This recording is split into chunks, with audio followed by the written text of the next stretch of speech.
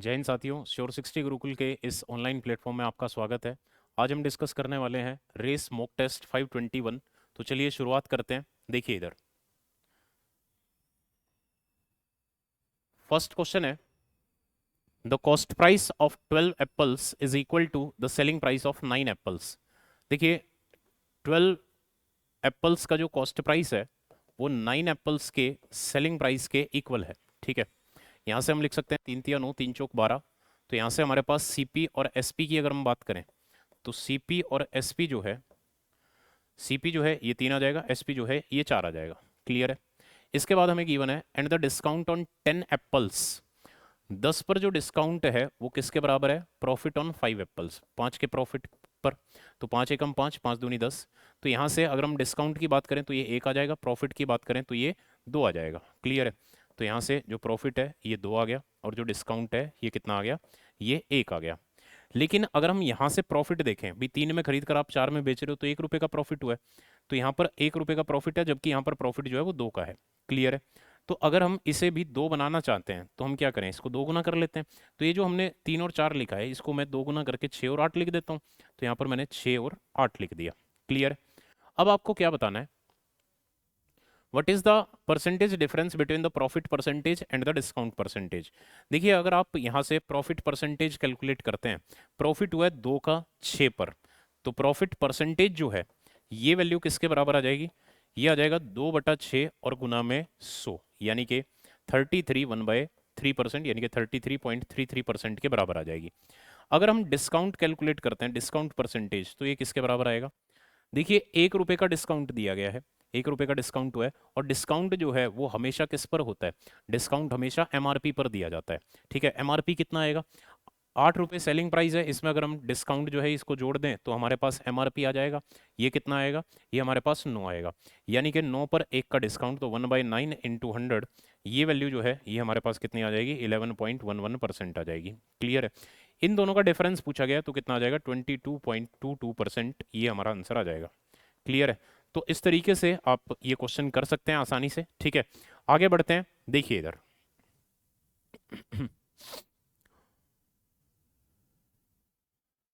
Next question है हमारे पास,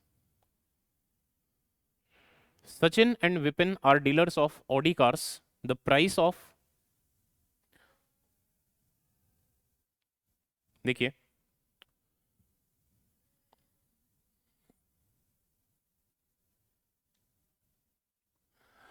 अब हमें गिवन है कि जो प्राइस है ऑडी कार का वो हमें गिवन है इतना। ठीक है, Sachin gives a discount of 10% on the whole. Sachin जो है वो टोटल पर 10% का डिस्काउंट देता है, जबकि विपिन जो है वो डिस्काउंट देता है 12% का। ठीक है, 20 लाख पर, और उससे अलग जो बच गया उस पर 8% का। तो आपको बताना है कि इनका जो सेलिंग प्राइस है उसमें डिफरेंस कितना है। ठीक है, तो देखिए अगर हम डिफरेंस कैलकुलेट करें, देखिए कुछ जीरो एक्स्ट्रा हैं तो इनको हटा देते हैं, बाद में यूज़ कर लेंगे। जैसे 3 जीरो इसमें से हटा देते हैं, 3 जीरो इसमें से हटा देते हैं। ठीक है, तो देखिए अगर 2800 ही मान लेते हैं, 2800 पर 10% का डिस्काउंट दिया गया तो कितना बच गया अभी? 90%। और 2800 का जब आप 90% कैलकुलेट करोगे तो 28 गुना 90 ही रह जाएगा। ठीक है, तो ये वैल्यू कितनी आ गई? 0, 9 8 72, 7 और 9 दूनी 18 और 7 25। ठीक है, ये हमारे पास वैल्यू आ गई। दूसरी तरफ अगर हम देखें तो इसका 12% डिस्काउंट है तो 88%, तो इसका 88% जब करेंगे तो 20 गुना 88 रह जाएगा। ठीक है, तो ये वैल्यू हमारे पास कितनी आएगी? 0 2 8 16 और 1 17। ठीक है, और बाकी जो बच गया, कितना बच गया? 800 बच गया 2800 में से। ठीक है, उस पर 8% का डिस्काउंट है, तो उस पर 8% का यानी कि 92%। ठीक है, तो ये वैल्यू आ जाएगी। तो 8 दूनी 16 और 8 नंबर 72 और 1 73। ठीक है, तो यहाँ पर जो टोटल सेलिंग प्राइस आया ये वैल्यू तो हमारे पास आ गई 2496, और यहाँ पर कितना था? 2520। हमें इनका डिफरेंस बताना है। जब आप 2520 में से 2496 को घटाओगे तो ये जो वैल्यू आएगी ये हमारे पास कितनी आ जाएगी? ये हमारे पास 24 आ जाएगी। क्लियर है। अब आपने ये 3 जीरो हटा रखी थी, ये 3 जीरो अब आप बाद में लगा देना। ठीक है, तो 24,000 जो है ये हमारा आंसर आ जाएगा। क्लियर है। तो इस तरीके से आप इसको आसानी से कर सकते हैं। क्लियर है। आगे बढ़ते हैं। देखिए इधर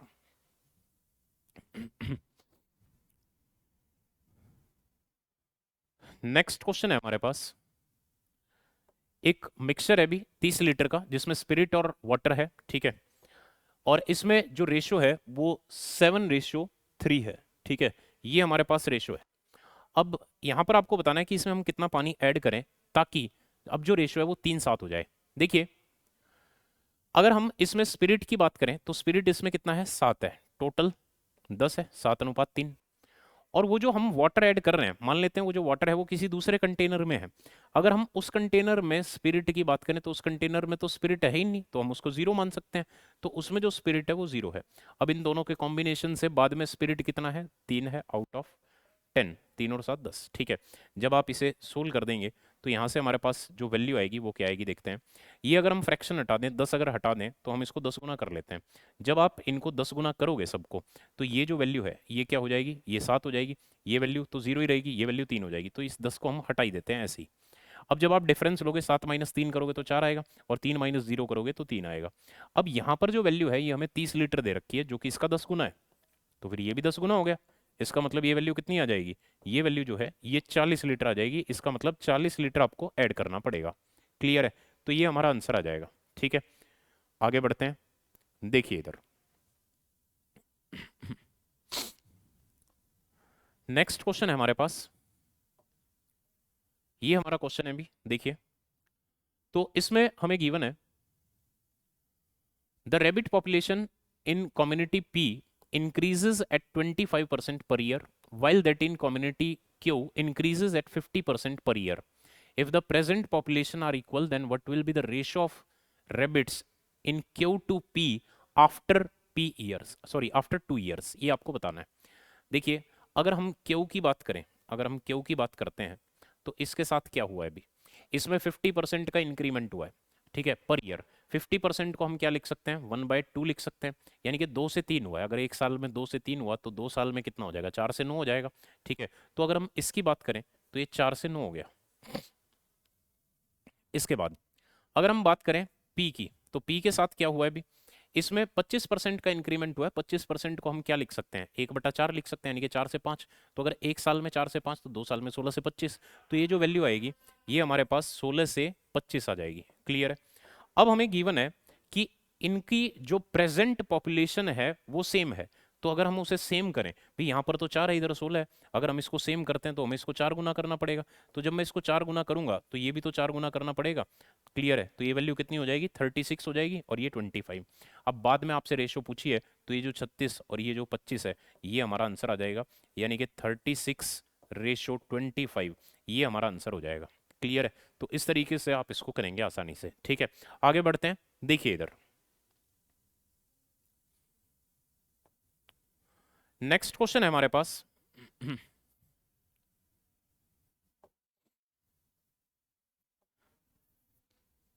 3 कंटेनर है पी, क्यू और आर, इनमें मिल्क और वाटर की जो रेशियो है ये हमें गिवन है। ठीक है, मिल्क और वाटर की जो रेशियो है, 3 कंटेनर है, एक है कंटेनर पी, एक है कंटेनर क्यू और एक है कंटेनर आर। ठीक है, इन तीनों में जो रेशियो है ये हमें गिवन है। और रेशियो क्या है भी, पहले में रेशियो है 1 और 5 की, ठीक है। दूसरे में रेशियो क्या है, दूसरे में रेशियो है 3 और 5 की, और तीसरे में रेशियो क्या है, 5 और 7 की। क्लियर है। अब आपको बताना है कि अगर इनकी जो कैपेसिटी है वो 5:4:5 के अनुपात में है और इनको मिक्स कर दिया गया, तो अब फाइनल मिक्सचर में आपको बताना है मिल्क और वाटर किस रेशियो में होंगे, ये आपको कैलकुलेट करना है। ठीक है, तो देखिए अगर मैं इनको ऐड करता हूं तो ये मेरे पास वैल्यू कितनी आएगी, 6, ये कितनी आएगी 8, ये कितनी आएगी 12। अगर मैं इनका एलसीएम ले लेता हूं तो 6, 8 और 12 का जो एलसीएम है वो 24 होगा। तो मैं इसको 4 गुना कर लेता हूं, इसको मैं 3 गुना कर लेता हूं और इसको मैं 2 गुना कर लेता हूं।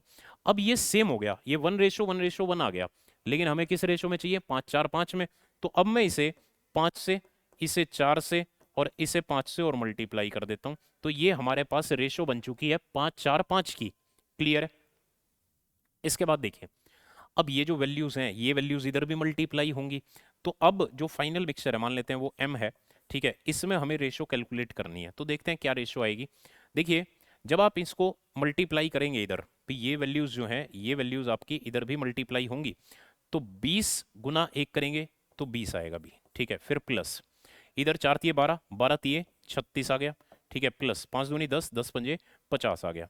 ठीक है, ये तो आ गया मिल्क। वाटर की अगर हम बात करें तो 5 और 20, 20 पंजे 100 तो यहाँ पर आ गया, 4 तिये 12, 12 पंजे 60 यहाँ पर आ गया, और 5 दूनी 10, 10 सते 70 जो है वो यहाँ पर आ गया। क्लियर है। अब हमें इन दोनों की जो रेशो है वो देखनी है। अगर आप इन्हें ऐड करते हैं तो ये कितना आएगा, 106 आएगा। इन्हें अगर आप ऐड करते हैं तो ये कितना आएगा, 230 आएगा।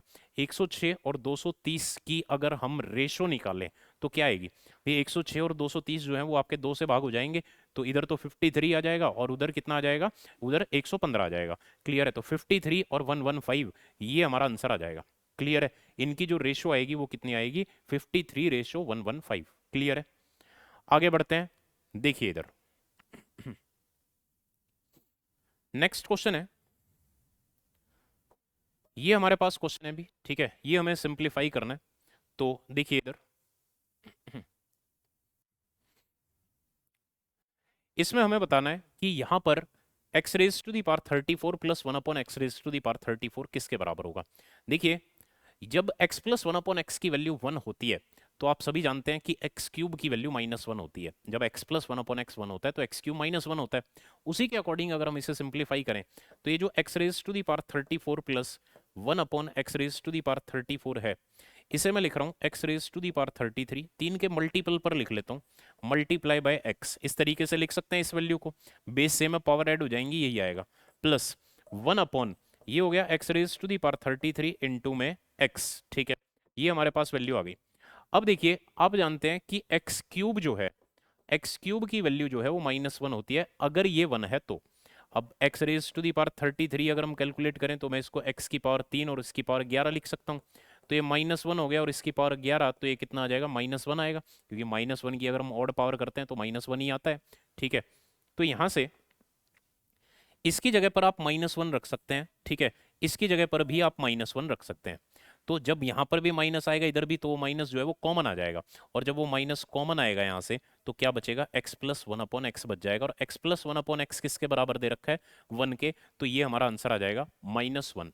क्लियर है, तो इस तरीके से आप ये जो क्वेश्चन है इसको आप आसानी से कर सकते हैं। क्लियर है, आगे बढ़ते हैं। देखिए इधर नेक्स्ट क्वेश्चन है हमारे पास, ये हमें सिंप्लीफाई करना है भी, ठीक है, यहां से हमें बताना है क्या आंसर आएगा। देखिए इधर कैसे होगा। देखिए अगर टेन और कोट आपस में बराबर दे रखे हैं, इसका मतलब होता है कि एंगल्स का सम 90 डिग्री होगा। तो अगर आप एंगल्स का सम करें a प्लस 2a माइनस 30, ये जो है किसके बराबर आएगा, 90 के बराबर आएगा। यहाँ से 3a जो है ये 120 के बराबर आ गया, और a जो है ये किसके बराबर आ गया, 40 के बराबर आ गया, और यही हमें कैलकुलेट करना था कि a की वैल्यू क्या है। क्लियर है, आगे बढ़ते हैं। देखिए इधर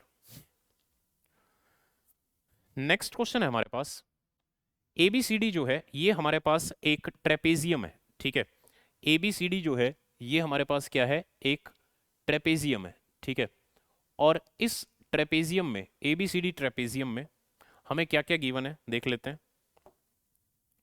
इसमें हमें गिवन है कि AB जो है वो DC के पैरेलल है, ठीक है, ये हमारे पास क्या है, एक ट्रेपेजियम है ABCD, ये हमारे पास एक ट्रेपेजियम है, और इस ट्रेपेजियम में इसको हम लिख लेते हैं A B C और D। अब हमें गिवन है कि जो AB है वो DC के पैरेलल है, ठीक है, AD बराबर BC भी दे रखा है, AD बराबर BC। देखिए अगर नॉन पैरेलल साइड्स आपस में बराबर दे रखी हैं, इसका मतलब ये आइसोसेलेस ट्रेपेजियम है, समद्विबाहु समलंब है, क्योंकि आइसोसेलेस ट्रेपेजियम में ही नॉन पैरेलल साइड्स आपस में बराबर होती हैं। ठीक है, इसके बाद फिर हमें गिवन है AB बराबर 6, AB जो है वो 6 दे रखा है, AB बराबर EF, AB बराबर EF, DF बराबर EC, AF and BE are drawn such that AF जो है वो ये हो गया अभी, ठीक है, ये हो गया AF, और BE जो हो गया वो हो गया ये, ठीक है, और ये इस तरीके से है कि ABEF का जो एरिया है वो ट्रेपेजियम के एरिया का हाफ हो जाता है। ठीक है, अब देखिए AB और EF बराबर दे रखे हैं, AB और EF यानी कि AB 6 हो गया, और DF और EC बराबर दे रखे हैं, तो DF और EC ये भी आपस में बराबर दे रखे हैं। क्लियर है, और ये दोनों तो आपस में बराबर है ही, क्योंकि ये तो हाइट है।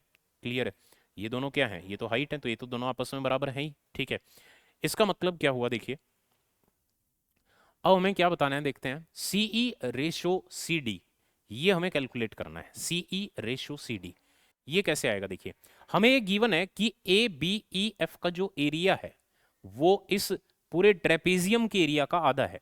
अगर आप इसका एरिया कैलकुलेट करते हैं तो इसका जो एरिया आएगा, इसका एरिया क्या आएगा, देखिए ये हाइट है, यहाँ पर 90 डिग्री होगा, ठीक है, यहाँ पर भी 90 डिग्री होगा, ठीक है, इधर भी 90 डिग्री होगा, इधर भी 90 डिग्री होगा। यानी कि ये जो डायग्राम बना हुआ है, ये जो फिगर बनी हुई है, ये क्या है, ये हमारे पास या तो एक रेक्टेंगल है या फिर एक स्क्वायर है।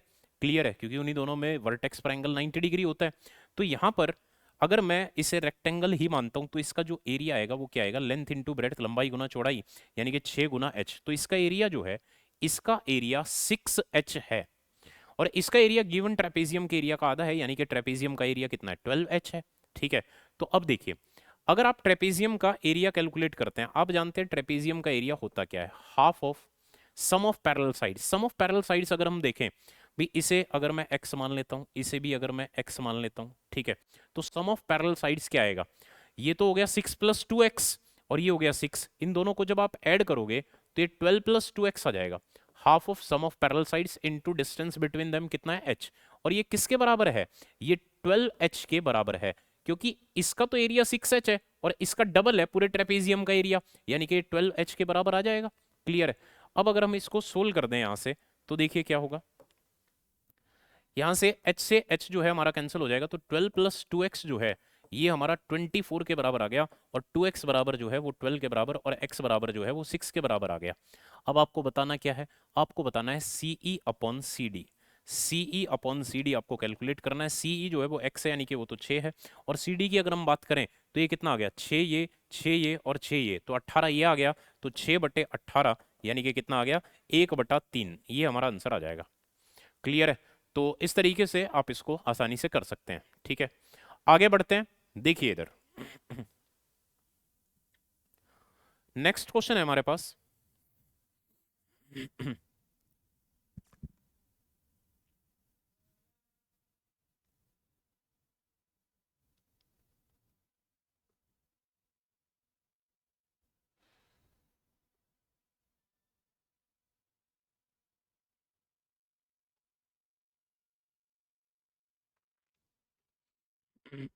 चलिए देखिए, अब ये क्वेश्चन है हमारे पास, 10 स्टार्टेड फ्रॉम हिज होम। 10 का क्या मतलब है अभी, 1 मैन होगा या तो, ठीक है। चलिए देखिए, तो एक आदमी है जो कि अपने घर से चलना स्टार्ट करता है सुबह 7 बजे 36 किलोमीटर/आवर की स्पीड से टू मीट रिलेटिव्स। कुछ डिस्टेंस कवर करने के बाद उसकी जो बाइक है वो खराब हो जाती है, वहां पर ये 35 मिनट रेस्ट करता है और उसके बाद ही फिर ये वापस आ जाता है। ठीक है, और फिर ये पैदल आता है 14 की स्पीड से और 1 बजे वापस अपना घर पहुंच जाता है। ठीक है, आपको बताना है कि उसके घर से जहां पर वो बाइक खराब हुई थी वहां तक की डिस्टेंस क्या है, ये आपको बताना है। ठीक है, तो देखिए, ये जो आदमी है ये किस स्पीड से गया है अभी, ये गया है 36 किलोमीटर/आवर की स्पीड से। ठीक है, 36 किलोमीटर/आवर की स्पीड से वापस किस स्पीड से आया, 14 किलोमीटर/आवर की स्पीड से। अगर हम इनका एलसीएम लें, ये कितना है, 9 × 4 है। ठीक है, ये कितना है अभी, ये 7 × 2 है। तो 9 और 4 तो लिख ही लेते हैं, और 2 जो है वो इसमें आ ही चुका है, इधर से 7 बच गया। तो इतनी डिस्टेंस मान लेते हैं, 9 × 4 × 7। ठीक है, अगर मैं इसको इससे भाग करूंगा तो यहाँ पर 7 आ जाएगा, अगर मैं इसको इससे भाग करूंगा तो 14 दूनी 28, 9 दूनी 18 घंटे यहाँ पर आ जाएगा। तो यहाँ से हमारे पास जो टोटल टाइम आ गया, ये कितना आ गया, ये हमारे पास 25 घंटे आ गया। क्लियर। अब देखिए, लेकिन इसमें 35 मिनट का जो है वो रेस्ट भी है, तो एक्चुअल में जो इसने डिस्टेंस कवर की है वो कितने टाइम में कवर की है, इसमें से हमें 35 मिनट घटानी पड़ेंगी। 35 मिनट को अगर मैं आवर्स में बदलता हूँ तो 35/60 लिखेंगे। 35/60 को अगर आप सोल्व करेंगे तो 7/12 आ जाएगा। ठीक है, यानी कि 7/12 जो है वो हमें इसमें से घटाना होगा। क्लियर है। चलिए देखिए, अब हमें आगे क्या गिवन है। आगे हमें गिवन है, हाँ, एक हमें गिवन है कि सुबह 7 बजे ये चला था। ठीक है, 7 बजे, और वापस किस टाइम पहुंचा है, 1 बजे पहुंचा है। ठीक है, यानी कि टोटल टाइम कितना लग गया अभी, 7 से 1 की अगर हम बात करें तो जो टोटल टाइम लगा है वो लगा है 6 घंटे का। ठीक है, लेकिन इस 6 घंटे में, इस 6 घंटे में इसने 35 मिनट का ब्रेक भी लिया है। ठीक है, तो अगर हम इसमें से वो 35 मिनट घटा दें, जिसे मैं क्या लिख सकता हूँ, 35/60 लिख सकता हूँ, जो कि 5×7 = 35 और 5 से ये 12, तो ये 7/12 आ जाएगा। ठीक है, घंटे में अगर हम इसको बदलते हैं तो 12×6 = 72, और 72 में से अगर हम 7 को घटाएंगे तो 65/12 घंटे, ये हमारे पास वैल्यू आ जाएगी। यानी कि एक्चुअल में जो टाइम लगा है वो डिस्टेंस कवर करने में, वो इतना टाइम लगा है, जाने में आने में वापस ये टाइम लगा है। अब यहाँ पर टाइम लगा है 25, तो हमें इसकी वैल्यू जो है वो ये दे रखी है। ठीक है, और हमें इसकी वैल्यू कैलकुलेट करनी है, डिस्टेंस की वैल्यू हमें कैलकुलेट करनी है। क्लियर है, ये क्वेश्चन है। तो ये बताइए, ये जो 25 है, अगर आप इसकी जगह पर 65/12 बनाते हो, ठीक है, इसकी जगह पर अगर आप बनाते हो 65/12, तो इसके लिए हम क्या करेंगे, इसको मैं 65/12 गुना 25 से भाग कर देता हूँ, ठीक है। अगर मैं इससे मल्टीप्लाई करता हूँ तो क्या होगा, 25 से 25 कैंसिल और 65/12 आ जाएगा, ये वैल्यू आ जाएगी। सेम यही वैल्यू अगर आप इसके साथ मल्टीप्लाई कर दें तो आपका आंसर आ जाएगा। तो अगर हम ये डिस्टेंस कैलकुलेट करें तो ये जो डिस्टेंस है ये किसके बराबर आएगी, 9 गुना 4 गुना 7 गुना 65/12 और गुना में 25, ये हमारा आंसर आ जाएगा। सोल्व कर लेते हैं, अभी देख लेते हैं क्या आएगा। डिजिटल सम भी लगा सकते थे, वैसे ऑप्शन मैंने उधर कर दिए, अब तो हम सोल्व ही कर लेते हैं। तो 12×3 36, 5 से करें तो 5 से ये 5 बार, 5 से ये 13 बार, 13×3 39, तो 39 गुना 7 और बटे 5, ठीक है। तो 7 9 63, 6 और 7 21 और 6 27 और बटे 5, सोल्व करोगे तो 5 बजे 25, 5 चौक 20, ठीक है, और 5 6 30, ठीक है। 54.6 किलोमीटर ये हमारा आंसर आ जाएगा। क्लियर है? तो इस तरीके से आप इस क्वेश्चन को सोल्व कर सकते हैं आसानी से, ठीक है। आगे बढ़ते हैं, देखिए इधर नेक्स्ट क्वेश्चन है हमारे पास।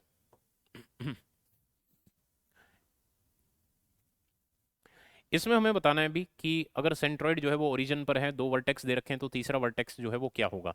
देखिए आप ये जानती हैं कि हमारे पास ये जो किसी ट्रायंगल में हमारे पास जो तीनों वर्टेक्स हैं, एक वर्टेक्स दे रखा है -3 और 1, ठीक है। एक जो वर्टेक्स है वो 0 और -2 दे रखा है, और जो तीसरा वर्टेक्स है उसको हम मान लेते हैं, ठीक है, x3 और y3, ठीक है। यही हमें कैलकुलेट करना है। जो सेंट्रॉइड है वो किस पर दे रखा है, ओरिजिन पर दे रखा है, यानी कि 0 और 0, ठीक है। तो अगर आप x कोऑर्डिनेट कैलकुलेट करते हैं तो वो किसके बराबर होता है, x1 plus x2 plus x3 divide by 3, ठीक है। तो यहाँ पर 0 बराबर x1 प्लस x2 और प्लस में x3 और डिवाइड बाय 3। तो यहाँ से जो x3 है ये किसके बराबर आ जाएगा, हमारा 3 के बराबर आ जाएगा। ऐसे ही y कोऑर्डिनेट अगर हम कैलकुलेट करते हैं तो ये किसके बराबर आएगा, y1 प्लस y2 और प्लस y3 और डिवाइड बाय 3 के बराबर आ जाएगा। तो यहाँ से ये इधर आकर 0 हो गया और -1 इधर आकर +1 हो जाएगा, तो y3 जो है वो 1 के बराबर आ गया, यानी कि 3 और 1 ये हमारा आंसर आ जाएगा। क्लियर है? आगे बढ़े, देखिए इधर नेक्स्ट क्वेश्चन है हमारे पास। इसमें हमें गिवन है, if the length breadth and height of a rectangular parallelopiped are in the ratio. Length breadth और हाइट की रेशियो हमें गिवन है और सरफेस एरिया हमें गिवन है। देखिए अगर आप लेंथ ब्रेड्थ और हाइट जो है अगर उनकी रेशियो देखें तो ये हमें 5:4:3 के अनुपात में दे रखी है, जिसे हम क्या लिख सकते हैं, 5x 4x और 3x लिख सकते हैं, ठीक है। अब यहाँ से हमें बताना है कि अगर टोटल सरफेस एरिया हमें गिवन है, देखिए टोटल सरफेस एरिया क्या होता है, टोटल सरफेस एरिया होता है ट्वाइस ऑफ LB, यानी कि 5 चौक 20, BH 12, ठीक है, और HL, ठीक है, 15। तो ये आ जाएगा 20x² प्लस 12x² और प्लस में 15x², और इसकी जो वैल्यू है ये हमें कितनी दे रखी है, 13536 के बराबर दे रखी है। जब आप इन्हें ऐड करोगे तो ये आ जाएगा 2 गुना 47x² जो है ये हमारा 13536 के बराबर आ गया, ठीक है। इसे सिंप्लीफाई कर लेते हैं। जब आप इसे सोल्व करोगे, 2 से देख लेते हैं भी, 2 6 12, 1 2 7 14, 1 2 6 12, 1 2 8 16, ठीक है। इससे तो ये कैंसिल हो गया। इसके बाद अगर हम इससे कैंसिल करते हैं इसको तो 47 एकम 47, ठीक है। फिर कितने पर जाएगा, 20 बच गया, फिर 4 पर जाएगा, फिर 4 पर जाएगा। तो यहाँ से x की वैल्यू जो है वो 12 आ गई। अगर x की वैल्यू 12 आ गई तो ये हमें तीनों वैल्यूज जो है वो मिल चुकी हैं। ये कितनी आ गई अभी 60, ये कितनी आ गई अभी, या अभी ऐसे ही रख लेते हैं, ठीक है। आगे देखते हैं क्या कैलकुलेट करना है। हमें वॉल्यूम बतानी है। देखिए वॉल्यूम आप जानते हैं क्या होता है, वॉल्यूम होती है LBH, ठीक है। तो अगर आप LBH कैलकुलेट करोगे तो इन सब का प्रोडक्ट होगा, और जब आप इन सब का प्रोडक्ट करोगे तो 5 गुना 4 गुना 3 तो आएगा ही, और साथ में x का प्रोडक्ट होकर x का क्यूब यानी कि 12 का क्यूब हो जाएगा, यानी कि 1728 आ जाएगा, ठीक है। तो ये हमारा आंसर आ गया। इसको आप सोल्व कर सकते हैं, 5 चौक 20 या 60, तो 60 गुना 1728 जो है ये हमारा आंसर है। डिजिटल सम आप अप्लाई कर सकते हैं लेकिन नहीं कर सकते, क्योंकि ऑप्शन जो है वो सेम डिजिट से बने हैं, ठीक है। तो इसलिए हम डिजिटल सम जो है वो अप्लाई नहीं कर सकते। तो देखते हैं भी क्या आएगा। यहाँ पर तो 0 आ गया, इधर 6 48, 4 आ गया, इधर 6 दूनी 12 और 4 16 आ गया, अभी 6 आ गया, ठीक है। तो 680 देख लो किस में है, इसी में है, तो ये हमारा आंसर आ जाएगा 103680, ठीक है। तो इस तरीके से आप ये क्वेश्चन सोल्व कर सकते हैं, ठीक है। आगे बढ़ते हैं, देखिए इधर नेक्स्ट क्वेश्चन है हमारे पास। cos θ1 plus cos θ2 plus cos θ3 की जो वैल्यू है वो हमें गिवन है 3, ठीक है। और यहाँ से हमें कैलकुलेट करना है कि इसकी वैल्यू क्या होगी, ठीक है। तो देखिए भी कैसे होगा। देखिए अगर ये 3 के बराबर है तो अगर ये भी 1 हो जाए, ये भी 1 हो जाए, ये भी 1 हो जाए, तो ये 3 आ जाएगा। और ये 1 कब होता है? 0 डिग्री पर cos 0 1 होता है। तो अगर हम थीटा 1, थीटा 2 और थीटा 3, अगर हम तीनों को 0 डिग्री रख दें, ठीक है, तो ये जो गिवन कंडीशन है ये सेटिस्फाई हो जाएगी। अब जो हमें कैलकुलेट करना है वो हम उसे देख लेते हैं। हमें बताना है sine theta 1 plus tan theta 2 और प्लस में सीकेंट थीटा 3। इसकी वैल्यू हमें कैलकुलेट करनी है। इसमें रख लेते हैं भी, सबकी वैल्यू 0 रखनी है। साइन 0 कितना होता है 0, टेन 0 कितना होता है 0, सीकेंट 0 कितना होता है 1। तो ये हमारा आंसर आ जाएगा 1। क्लियर है? आगे बढ़ें भी। देखिए इधर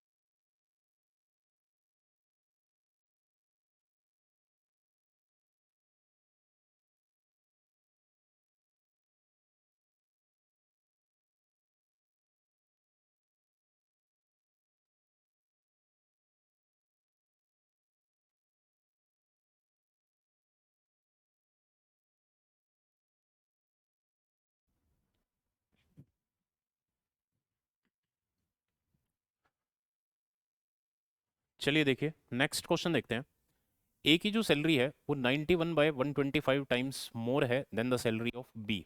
ठीक है, तो यहाँ पर इधर मान लेते हैं हमारे पास है ए की सैलरी, ठीक है, और यहाँ पर है बी की सैलरी। बी की सैलरी अगर मान लीजिए 125 है तो 91 ज़्यादा यानी कि 216 जो है वो बी ए की सैलरी आ जाएगी। ठीक है, अब बी जो है वो 10% पर एनम के हिसाब से खर्च कर रहा है। ठीक है, ए जो है वो किस रेट से खर्च करे ताकि 3 साल के बाद इनके पास जो है सेम पैसा बचे ऑन कंपाउंड इंटरेस्ट बेसिस। ठीक है, देखिए टाइम जो है वो हमें 3 साल गिवन है, तो आपको क्या करना है, इनका क्यूब रूट कर लेना है। जब आप इनका क्यूब रूट करेंगे तो ये वैल्यू 6 आ जाएगी और ये वैल्यू जो है 5 आ जाएगी। आप इन्हें इंटरचेंज करके लिख लें। ठीक है, तो यहाँ पर 5 आ जाएगा और इधर 6 आ जाएगा। अब अगर हम बी की बात करें तो बी की जो सैलरी है वो 10% की रेट से जो है वो कम हुई थी। तो अगर 10% के रेट से कम हुई है तो कितना बचा, 90% बच गया, 90 बचा यहाँ से। ठीक है, तो अगर 10% कम करोगे तो 90 बचेगा। ठीक है, यहाँ पर अगर ए की अगर हम बात करें तो इसे किस रेट से खर्च करना है वो आपको बताना है। ठीक है, तो देखिए 6 से 90 यानी कि 15 गुना, तो ये भी 15 गुना, तो ये कितना आ जाएगा 75। क्लियर है? तो अगर यहाँ पर 75 आया है तो 100 में से आप इस 75 को घटा दें तो कितना आ जाएगा 25%, यानी कि इस रेट से उसने खर्च किया था। क्लियर है? तो ये हमारा आंसर आ जाएगा। इस तरीके से आप इसका आसानी से आंसर दे सकते हैं। ठीक है, आगे बढ़ते हैं। देखिए इधर नेक्स्ट क्वेश्चन है हमारे पास। Kapil and Sonia start from A and B respectively which are 795 kilometre apart. ठीक है, देखिए ए और बी जो है यहाँ से इन्होंने चलना स्टार्ट किया और जो डिस्टेंस है वो 795 किलोमीटर की है। ठीक है, ये इनके बीच में गैप है 795 किलोमीटर। और ये एक दूसरे से कितनी देर बाद मिले हैं भी, 15 घंटे के बाद ये एक दूसरे से मिल गए हैं। देखिए अगर इन दोनों ने मिलकर 795 किलोमीटर अगर 15 घंटे में कवर कर लिया तो इनकी स्पीड क्या आ जाएगी, रिलेटिव स्पीड क्या आ जाएगी, 795/15 आ जाएगी। ठीक है, तो अगर हम यहाँ से कपिल और सोनिया की जो स्पीड है उसको मैं के और एस से ही डिनोट कर लेता हूँ, यानी कि के प्लस एस जो है ये हमारे पास किसके बराबर आ गया, 795 और बटे 15, तो 15×5 = 75। ठीक है, और 15×3 = 45, यानी कि के प्लस एस जो है वो 53 के बराबर आ गया। क्लियर? इसके बाद फिर हमें गिवन है कि जहां पर ये एक दूसरे से मिले, मान लेते हैं यहां पर ये एक दूसरे से मिले। ठीक है, इसके बाद जो कपिल है वो अपनी स्पीड को, देखिए यहां से कपिल ने चलना स्टार्ट किया था। ठीक है, और यहाँ से सोनिया ने चलना स्टार्ट किया था। तो इसके बाद हमें गिवन है कपिल जो है वो अपनी स्पीड को 3 किलोमीटर पर आवर कम कर देता है और सोनिया जो है वो 3 किलोमीटर पर आवर बढ़ा देती है, और ये सेम टाइम पर पहुंचते हैं। तो आपको बताना है कि सोनिया की स्पीड कितनी है, ये आपको बताना है। देखिए पहले तो हम ये देख लेते हैं कि इस 15 घंटे में इन्होंने कितनी डिस्टेंस कवर की होगी। जैसे अगर हम कपिल की बात करें, ये यहाँ से यहाँ तक पहुंचा 15 घंटे में, इसकी स्पीड इतनी है, टाइम इतना लगा इसको 15 घंटे का, तो डिस्टेंस इसने कितनी कवर की होगी यहाँ से यहाँ तक 15 के, इतनी डिस्टेंस इसने कवर कर ली होगी। और ऐसी सोनिया ने कितनी कवर की होगी 15s, इतनी इसने कवर कर ली होगी। ठीक है, अब क्या होगा, कपिल जो है अब यहाँ पर है, यहाँ से आगे चलना स्टार्ट करेगा। तो जब अब यहाँ से आगे चलेगा तो अब वो कितनी डिस्टेंस कवर करेगा, अब उसको डिस्टेंस ये वाली कवर करनी है। और किस स्पीड से, स्पीड उसकी कम हो चुकी है, 3 किलोमीटर पर आवर कम हो चुकी है। तो ये जो डिस्टेंस है ये उसे 3 किलोमीटर पर आवर कम स्पीड से कवर करनी है। ठीक है, तो अगर हम इसका टाइम कैलकुलेट करें तो कितना आएगा 15s, ये वाली डिस्टेंस कवर करनी है k-3 से, इतना टाइम लग जाएगा।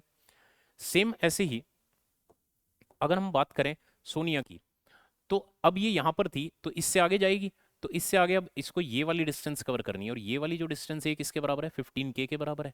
ठीक है, ये डिस्टेंस कवर करनी है, और किस स्पीड से, इसकी स्पीड तो बढ़ गई थी भी 3 से।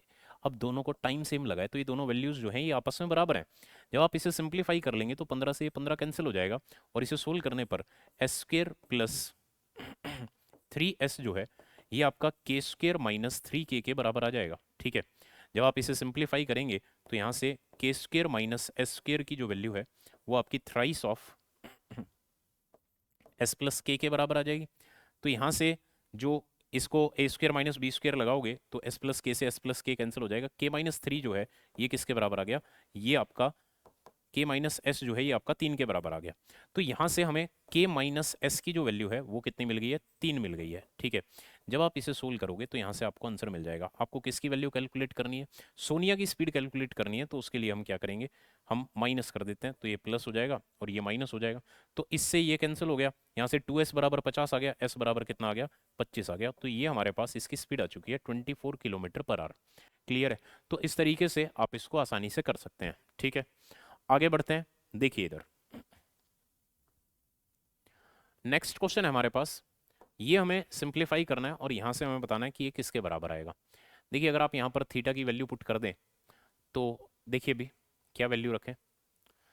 अगर हम थीटा को देखते हैं पहले, ये हमारे पास लिखा हुआ है x sine theta is equal to y cos theta is equal to z tan two theta. ठीक है, क्योंकि 2 tan theta upon 1 minus tan square theta ये tan 2 थीटा के बराबर होता है। ठीक है, यहाँ पर अगर हम वैल्यू पुट कर लें तो थीटा की जगह पर क्या रखें, थीटा की जगह पर 30 रख लेते हैं।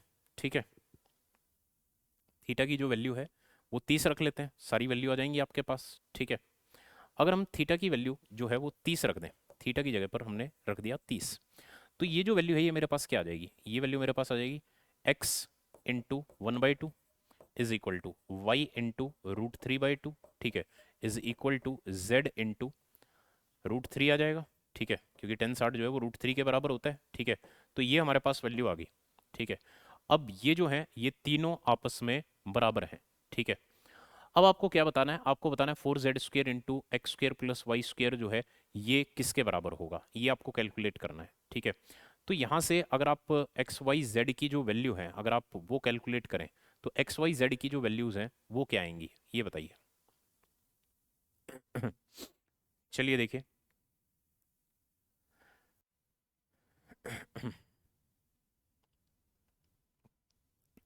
देखिए हमारे पास वैल्यू है 1/2x is equal to √3/2y is equal to √3z। तो यहाँ से हम x y z की वैल्यू जो है वो कैलकुलेट कर सकते हैं। ठीक है, एक तरीका हमारे पास ये भी है कि हम इन सबको 1 बना देते हैं। ठीक है, 1 बनाने के लिए हम x की वैल्यू क्या रखेंगे, अगर मैं x की वैल्यू 2 रख देता हूँ तो ये 1 हो जाएगा। ठीक है, y की वैल्यू क्या रखें अभी 2/√3 रख लेते हैं।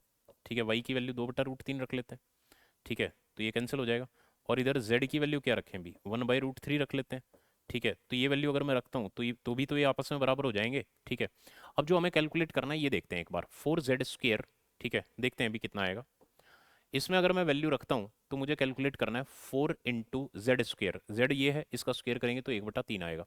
इधर x² अगर मैं करता हूँ इसका स्क्वेयर 4 है, प्लस में अगर मैं y² करता हूँ तो इसका स्क्वेयर कितना है 4/3 है। ठीक है, तो ये जो वैल्यू आ जाएगी मेरे पास ये आ जाएगी 4/3 गुना 3 चौक 12 और 4 16 और बटे 3, यानी कि ये वैल्यू जो है 64/9 आ गई। ठीक है, अब ऑप्शन में चलते हैं जिसमें 64/9 आ गया, वही हमारा आंसर हो जाएगा। ठीक है, तो 64/9 जो है वो किस में आ सकता है, देखते हैं।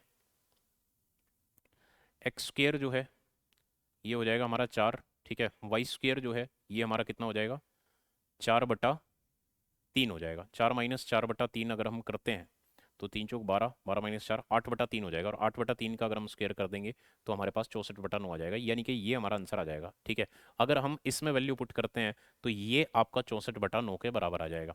देखिए यहाँ पर मैंने इनको 1 बनाने के लिए इनकी वैल्यू इस तरीके से एडजस्ट कर ली है। ज़रूरी नहीं है कि आपको यही वैल्यू रखनी थी, आप कोई भी वैल्यू रख सकते थे। ठीक है, उसके इसमें वहाँ पर वैल्यू कुछ अलग आ जाती और वही ऑप्शन में रखने पर आ जाती। ठीक है, तो ये हमारा आंसर आ जाएगा x² - y² और इसका होल स्क्वायर। इसमें रखने पर वो 64/9 के बराबर आ जाएगा। ठीक है, एक्स और वाई की ये वैल्यूज रखने पर। ठीक है, आगे बढ़ते हैं। देखिए इधर नेक्स्ट क्वेश्चन है हमारे पास। I have 7 raised to the power 7 sweets and I want to distribute them equally among 2 raised to the power 4 students. After giving maximum integral sweets to each student, how many sweets are left with me? तो हमारे पास कितनी बच गई हैं ये आपको बताना है, यानी कि आपसे बस ये पूछा जा रहा है कि 7 की पावर 7 जो है इसको अगर हम 2 की पावर 4 से भाग करें तो रिमाइंडर क्या आएगा, शेषफल क्या आएगा, ये बताना है। तो देखिए ये जो 7 की पावर 7 है इसको तो मैंने ऐसे रख लिया, 2 की पावर 4 को मैंने 16 रख लिया। अब देखिए 16 के टेबल में कोई देखो जो 7 का मल्टीपल के आसपास जाए, +1 या -1 का केस बन जाए, 16 × 48 और 1 49। ठीक है, बन सकता है। तो देखिए मैं इसको ऐसे लिख रहा हूँ, 7 की पावर 2 की पावर 3 और गुना में 7 लिख सकते हैं, ये 6 हो जाएगा और एक ये, तो 7 की पावर 7 हो गया, डिवाइड बाय 16। ठीक है, अब यहाँ पर अगर आप देखें तो ये क्या है 49। 49 को जब आप इससे भाग करोगे तो रिमाइंडर 1 आएगा, 1 की पावर में 3 करोगे तो 1 ही रहेगा, और गुना में 7, तो 1 × 7 करने पर कितना आ जाएगा, 7 आ जाएगा। तो ये हमारा आंसर आ जाएगा अभी। क्लियर है, यानी कि नन ऑफ दीज जो है ये हमारा आंसर हो जाएगा इसका। ठीक है, आगे बढ़े। देखिए इधर नेक्स्ट क्वेश्चन है हमारे पास। 4 men and 16 women can complete a piece of work in 10 days। ठीक है, देखिए 4 आदमी और 16 औरतें। ठीक है, 4 आदमी और 16 औरतें जो हैं ये किसी काम को 10 दिन में कर देते हैं। ठीक है, फिर हमें गिवन है कि 10 बच्चे और 12 औरतें जो हैं ये उसे 12 दिन में कर देती हैं। फिर हमें गिवन है कि 5 बच्चे और 6 आदमी जो हैं ये उसे 15 दिन में कर देते हैं। ठीक है, अगर हम यहाँ से एलसीएम ले लें तो टोटल वर्क 60 आ गया। अगर हम इनकी एफिशिएंसी की बात करें तो एफिशिएंसी यहाँ पर 6 आ जाएगी, इधर 5 आ जाएगी और इधर 4 आ जाएगी। क्लियर है, अब देखिए तो मेन हमें एफिशिएंसी पर काम करना है, हमें कैलकुलेट क्या करना है, हमें कैलकुलेट करना है कि 6 आदमी 8 औरतें और 20 लड़के जो हैं वो मिलकर उसे कितने समय में कर देंगे। ठीक है, ये हमें कैलकुलेट करना है, ये हमारा क्वेश्चन है। ठीक है, तो कैसे होगा देखते हैं। देखिए यहाँ पर हमारे पास वैल्यू है 16W, यहाँ पर है 12W। अगर मैं इनका एलसीएम लेता हूँ 12 और 16 का तो 48 आएगा। इसको 3 गुना कर लेते हैं, इसको 4 गुना कर लेते हैं।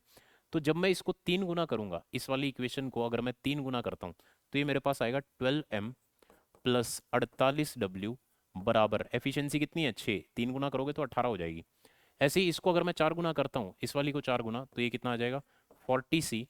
ठीक है, प्लस ये कितना होगा 48W बराबर इसका 4 गुना करेंगे तो कितना आएगा 20 आएगा। जब आप इसे सिंप्लीफाई कर दोगे तो यहाँ से ये तो कैंसिल ही हो गया, तो इससे कितना आ गया, यहाँ से हमारे पास वैल्यू आ गई 12M - 40C। ये किसके बराबर आ गया, -2 के बराबर आ गया। और M और C में मेरे पास एक रिलेशन ये भी है, तो अगर मैं इसे यूज कर लेता हूँ, ठीक है, ये वाली जो रिलेशन है अगर मैं इसे यूज कर लेता हूँ, सॉरी ये तो इसमें क्या है, इसमें 6M है, इसमें 12M है। तो अगर मैं इसको 2 गुना कर लूँ तो इसका 2 गुना करने पर एक तो आएगा 12M, प्लस में आएगा 10C। ठीक है, और इधर इसका 2 गुना करेंगे तो कितना आएगा 8 आ जाएगा। ठीक है, जब आप इसे सिंप्लीफाई करेंगे तो क्या आएगा, देखिए इधर माइनस इधर माइनस इधर माइनस, तो इससे ये कैंसिल हो गया। ठीक है, यहाँ पर कितना आ गया -50 आ गया। -50 जो है वो -10 के बराबर आ गया, तो सी की जो एफिशिएंसी है वो 1/5 आ गई।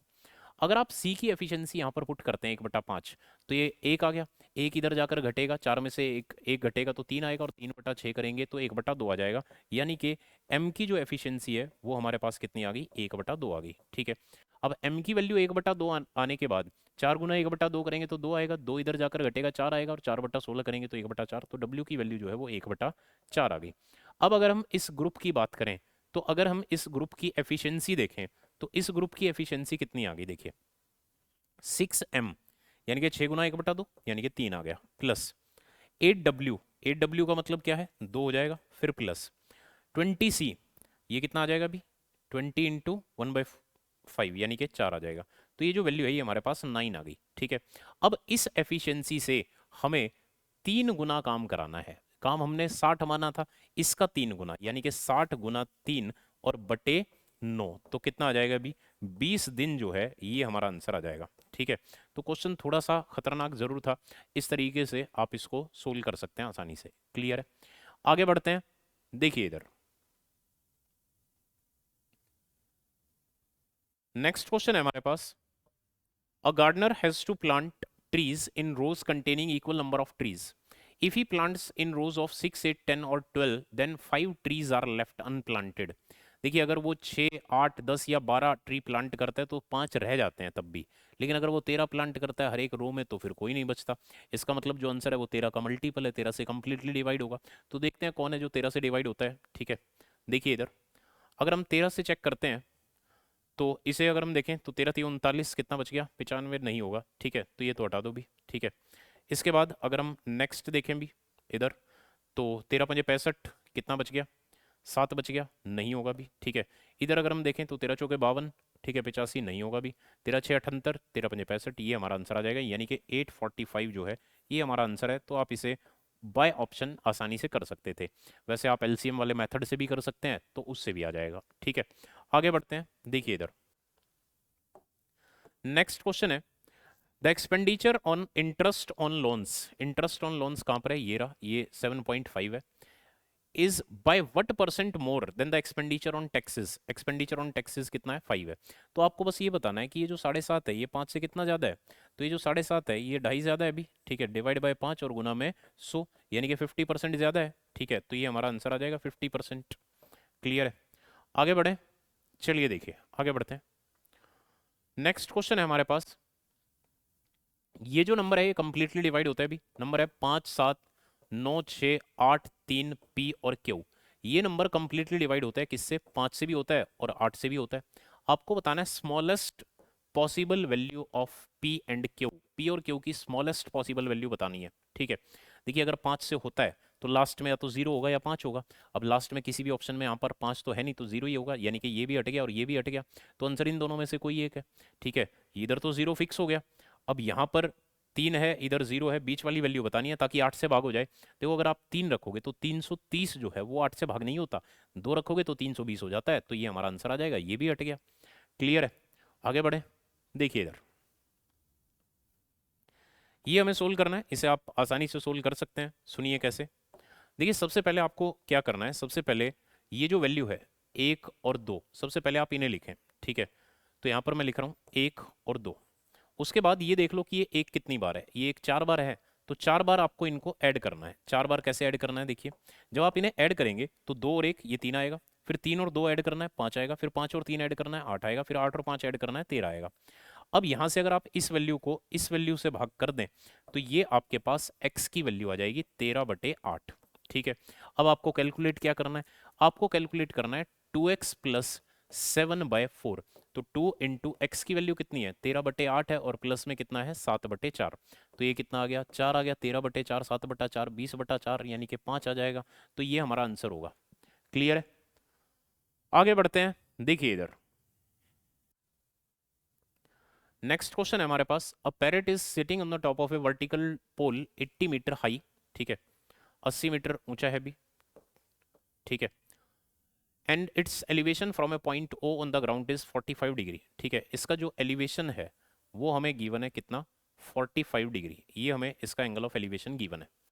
If it flies of horizontally from O after 5 seconds the angle of elevation reduces to 30। देखिए 5 सेकंड के बाद जो है, मान लेते हैं यहाँ पर पहुंच गया, ठीक है, 5 सेकंड में, अब जो एंगल ऑफ एलिवेशन है, ठीक है, अब जो एंगल ऑफ एलिवेशन है वो कितना हो जाता है अभी, अब जो एंगल ऑफ एलिवेशन है ये हो जाता है 30 डिग्री, ठीक है। यहाँ से जो एंगल ऑफ एलिवेशन है ये हो जाता है अब 30 डिग्री, ठीक है, क्लियर है। ये भी कितना होगा, ये भी 80 होगा, ठीक है। अब हमें क्या बताना है, find the speed of parrot. देखिए अगर हमें ये डिस्टेंस मिल जाए तो हम स्पीड कैलकुलेट कर लेंगे डिस्टेंस अपॉन टाइम से, ठीक है। तो हम ये डिस्टेंस कैलकुलेट करते हैं, और ये जो डिस्टेंस है ये आप जानते हैं किसके बराबर आएगी, ये डिस्टेंस इसके बराबर आएगी, ठीक है। तो ये कैसे होगा, अब सुनिए। देखिए दो ट्रायंगल है, पहले ये जो 30 डिग्री वाली है इसको देखते हैं। 30 डिग्री के अकॉर्डिंग यहाँ पर √3 होता है, यहाँ पर 1 होता है। एक की वैल्यू अगर 80 है तो √3 की वैल्यू जो है वो 80 √3 आ जाएगी। तो ये तो आ गया 80 √3। इसके बाद 45 डिग्री के हिसाब से देखें तो यहाँ पर 1 होता है, यहाँ पर भी एक की वैल्यू 80 है, तो इस एक की वैल्यू भी क्या होगी, 80 ही होगी। अगर हम इसमें से इसको घटा दें तो ये वैल्यू जो है ये हमारे पास कितनी आ जाएगी, 80 √3 - 1 आ जाएगी। क्लियर है, ये हमारे पास वैल्यू आ गई, ठीक है। अब देखिए जितना ये है उतना ही ये होगा, तो ये भी कितना आ गया, 80 इंटू √3 - 1, ठीक है। अब यहाँ से अगर आप स्पीड कैलकुलेट करें तो स्पीड किसके बराबर होगी, स्पीड होगी डिस्टेंस यानी कि 80 इंटू √3 - 1 और डिवाइड बाय टाइम यानी कि 5 सेकेंड। तो ये कितना आ जाएगा, 16 और गुना में √3 - 1, ठीक है। ये हमारा आंसर आ जाएगा। क्लियर है, तो इस तरीके से आपको ये क्वेश्चन करना है, ठीक है। आगे बढ़ते हैं, देखिए इधर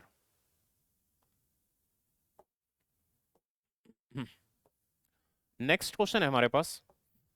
The difference between the outside and the inside surface of a 14 centimetre long cylindrical metallic pipe, 14 centimetre long, इसका मतलब है कि उसकी जो हाइट है वो 14 सेंटीमीटर है, ठीक है, is 44 centimetre square. Difference given है 44, इसका मतलब है कि उनके जो कर्ड सरफेस एरिया का है, जो आउटर कर्ड सरफेस एरिया है और जो इनर कर्ड सरफेस एरिया है, उसका हमें डिफरेंस गिवन है।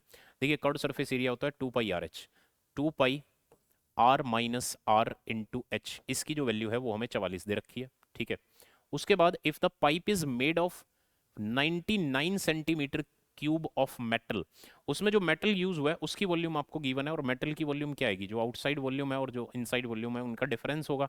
तो अगर हम वॉल्यूम की बात करें तो हमें क्या गिवन है अभी, πr² - r²/h, इसकी वैल्यू जो है वो 99 दे रखी है। क्या बताना है अभी, आपको बताना है इनकी जो रेडियस है आर और आर, ये हमें कैलकुलेट करना है, ठीक है। ये हमारा क्वेश्चन है। देखिए कैसे होगा, किस तरीके से आप इसको सोल्व कर सकते हैं, देखते हैं। देखिए यहां से अगर हम इसको सोल्व करते हैं तो ये जो वैल्यू है हमारे पास, ये वैल्यू किसके बराबर है, देखिए पाई जो है, पाई को ऐसे लिख लेते हैं, चलिए। इस पर मैं a² - b² अगर अप्लाई करता हूँ तो a² - b² इसके बराबर होगा और बराबर 99, ठीक है। ये हमारे पास वैल्यू आ गई। अब इसमें ये जो pi into r minus r into h है, pi into r minus r into h, इसकी वैल्यू कितनी है अभी, इसकी वैल्यू तो 22 है, ठीक है। यहाँ से अगर हम सोल्व करें इसकी वैल्यू कितनी है, 22 है। तो अगर मैं इसकी जगह पर और इसकी जगह पर 22 रख देता हूँ तो यहाँ से r+r आपको मिल जाएगा, ठीक है। r+r कितना आ जाएगा, 22 यानी कि 99/22, इसका मतलब कितना है 1199, 11 दूनी 22 यानी कि 9/2, ठीक है। ये हमारे पास वैल्यू आ गई 9/2, ठीक है।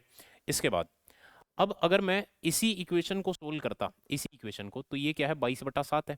अब 22 से 22 कैंसिल हो गया, ठीक है। अब 7 से 14 ये कैंसिल हो गया, ठीक है। दो बार तो r - r जो है ये किसके बराबर आ गया, ये आपका 1/2 के बराबर आ गया, ठीक है। ये वैल्यू जो है ये किसके बराबर आ गई, ये 1/2 के बराबर आ गई, ठीक है। क्योंकि देखिए 2 से 2 हमारा कैंसिल हो गया, ये कितना है 22/7 है, ये कितना है 14 है, तो 22 से 22 कैंसिल हो गया, 7 से ये 2 बार, और यहाँ से r - r बराबर 1/2, ठीक है।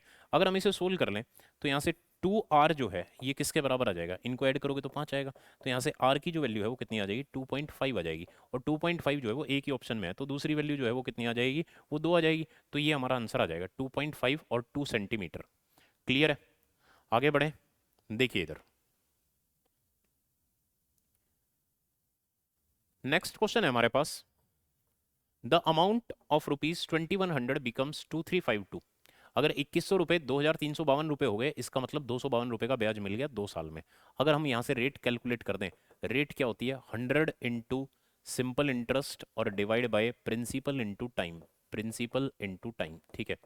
इसे जब आप सोल्व करेंगे तो ये कितना आएगा, देखिए इससे ये कैंसिल हो गया अभी, ठीक है। 21 एकम 21, 21 दूनी 42 यानी कि कितना आ गया, 6% आ गया।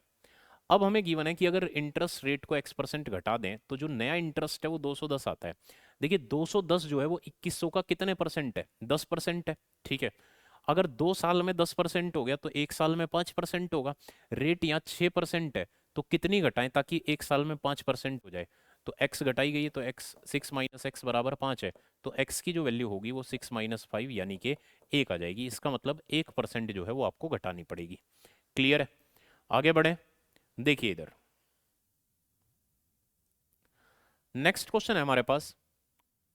एक क्लास में 40 लड़के हैं, ठीक है, और उनकी जो एवरेज है वो 16 है, ठीक है।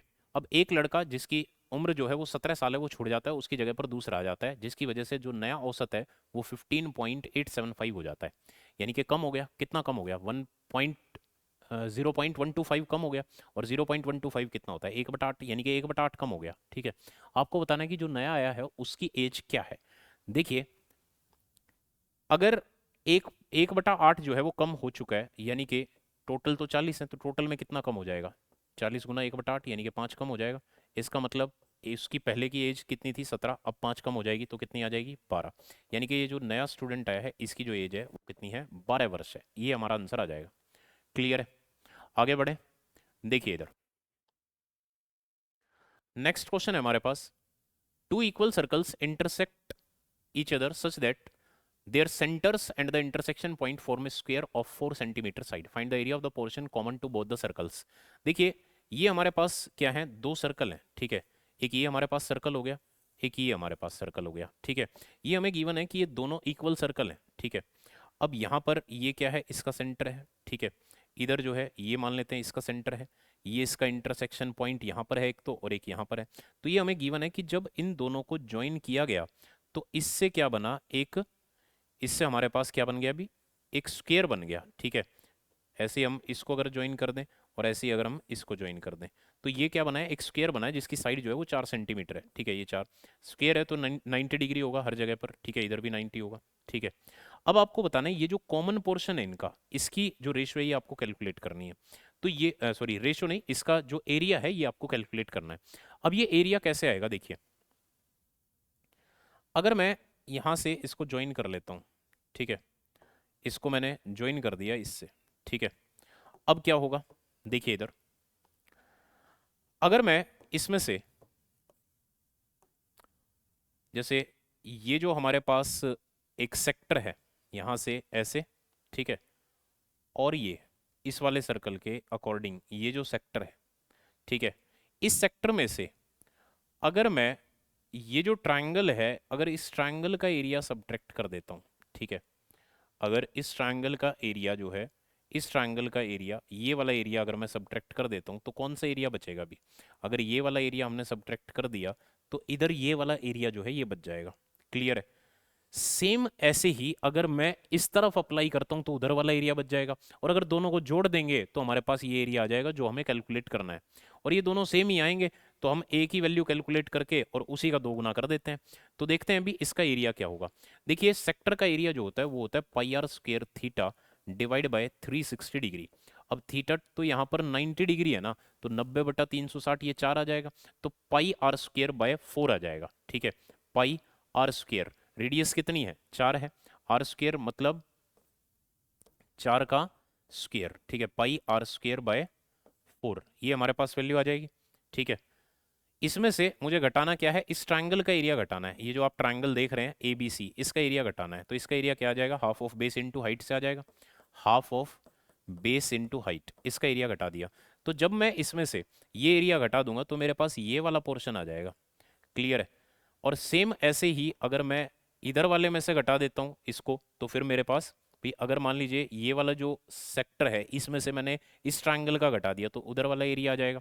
तो मैं इसको 2 गुना ही कर देता हूँ क्योंकि ये सेम ही आएगा, ठीक है। ये हमारा आंसर आ जाएगा सोल्व करने पर। देखते हैं भी कितना आएगा। यहाँ से अगर आप इसको सोल्व करते हैं तो 2 से ये 2 बार आ गया, ठीक है। 4 से ये कैंसिल हो गया, ठीक है। अब यहाँ पर क्या है 4 पाई, यहाँ पर क्या है 8, ठीक है।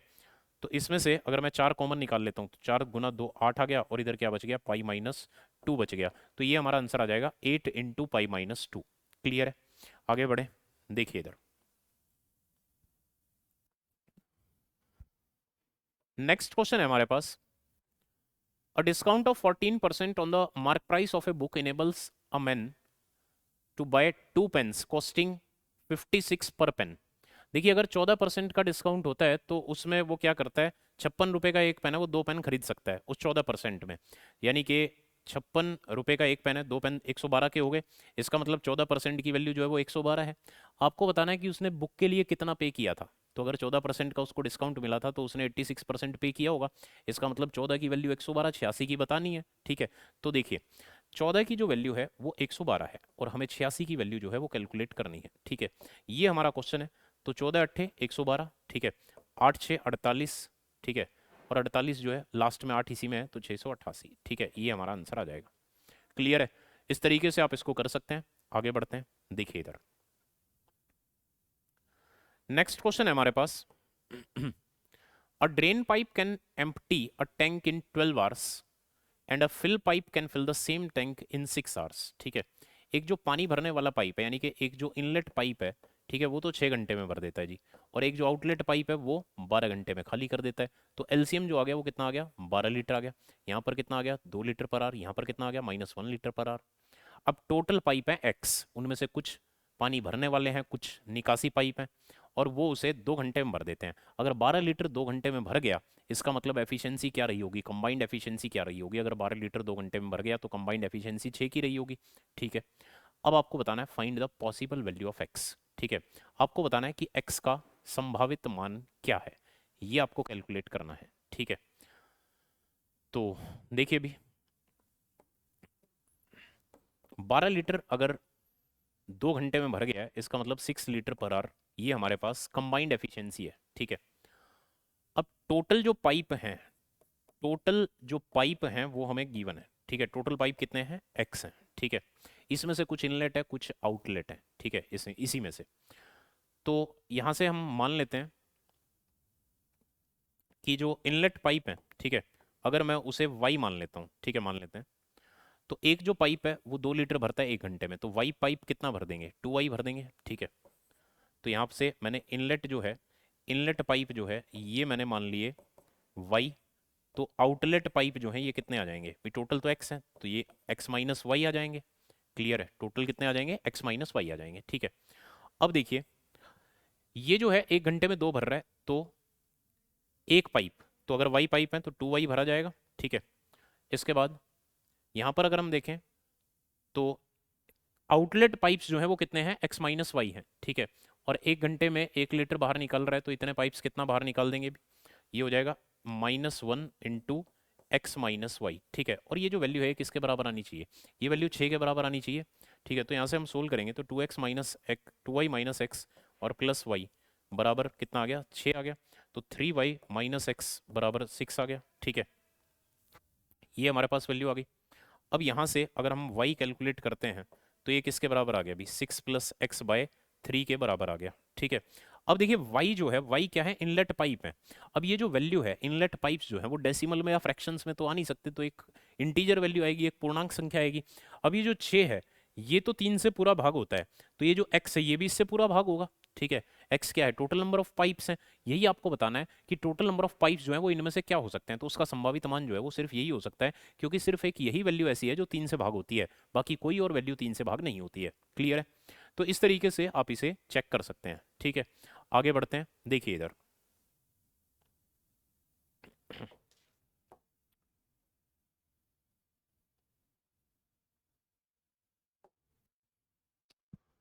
चलिए देखिए, तो नेक्स्ट क्वेश्चन है हमारा। इसमें हमें बताना है कि अगर इसका जो मीडियन है वो 11 है तो आपको बताना है के की वैल्यू क्या है।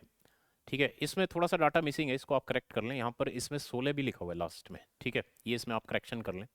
अब देखिए टोटल नंबर ऑफ टर्म्स अगर हम देखें तो 1 2 3 4 5 6 7 8 9 10, 10 टर्म है। इसका मतलब जो मीडियन होगा वो क्या होगा, 10/2, यानी कि पांचवी और छठी का मीन होगा। पांचवी और छठी का जो मीन है वही क्या होगा, मीडियन होगा। अब मीडियन अगर 11 दे रखा है तो पांचवी और छठी का सम कितना आएगा, 22 आएगा। तो पांचवी और छठी टर्म का सम देख लेते हैं भी 22। तो देखिए भी यहाँ पर अगर हम पहली टर्म देखें तो कौन सी है अभी, 3, इसको हटा देते हैं। दूसरी टर्म क्या है, 6, फिर तीसरी, फिर चौथी। ठीक है, अब पांचवी और छठी, इसके बाद ये आएगा। ठीक है, पांचवी और छठी ये होगी, इन दोनों का सम जो है वो कितना होना चाहिए, 22 होना चाहिए, क्योंकि इनका मीन 11 है। ठीक है, तो इन दोनों का सम आपको अगर 22 चाहिए तो ये तो 10 है, ये कितना होना चाहिए, 12 होना चाहिए। 12 होना चाहिए तो ये वैल्यू के की वैल्यू कितनी होनी चाहिए, 6 होनी चाहिए, तो ये हमारा आंसर आ जाएगा। क्लियर है, आगे बढ़े, देखिए इधर 3 unbiased coins are tossed together, find the probability of getting at least one tail. देखिए अगर 3 सिक्के हैं तो total number of possible outcomes जो हैं वो कितनी होंगी, वो 2 raised to the power 3 होंगी, यानी कि 8 होंगी। क्या क्या होंगी देखिए, अगर हम 8 को 4 से भाग कर दें तो 4 बार आप हेड लिख दें, ठीक है, और 4 बार आप टेल लिख दें, ठीक है।